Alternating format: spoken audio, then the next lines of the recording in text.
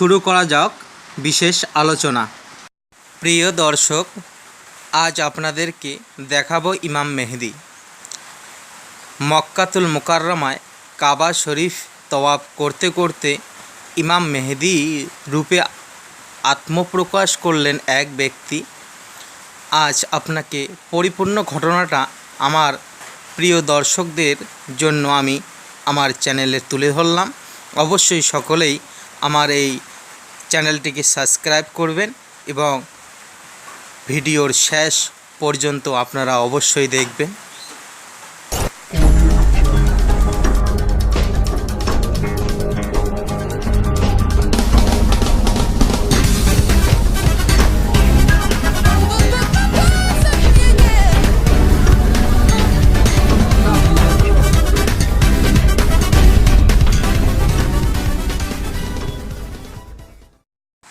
ইমাম মেহেদী রূপে আত্মপ্রকাশ করলেন মক্কাতুল মুকাররমায় কাবা শরীফের তওয়াফ করতে করতে নিজেকে ইমাম মেহেদী রূপে প্রকাশ করলেন।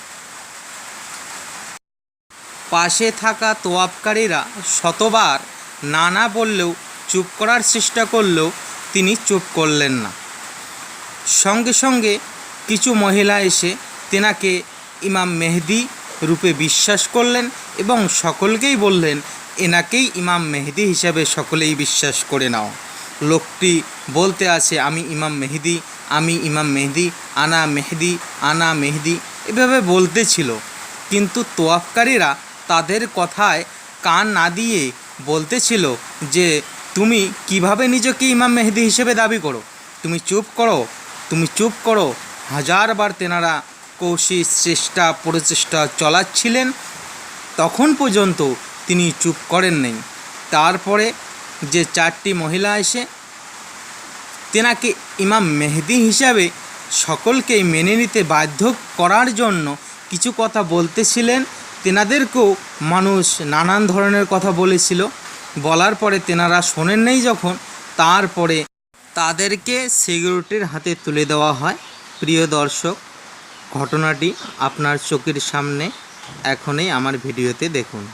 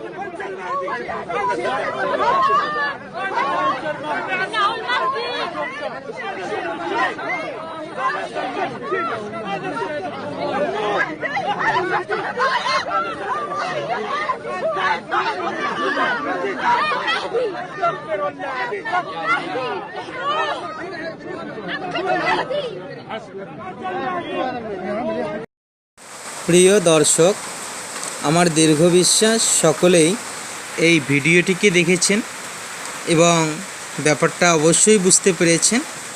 তার জন্যেই সকল বন্ধুদেরকে, সকল ভিউয়ার্সকে আমার আহ্বান, সতর্ক থাকুন, क्योंकि क़यामत आन करीब आने वाली है। ऐसी फितना फसाद जाहिर होंगे और ईमान से भटकाएंगे। इसीलिए सब हजरातों के लिए दरख्वास्त है कि आप लोग फितना व फसाद से महफूज रहिए इंशाअल्लाह।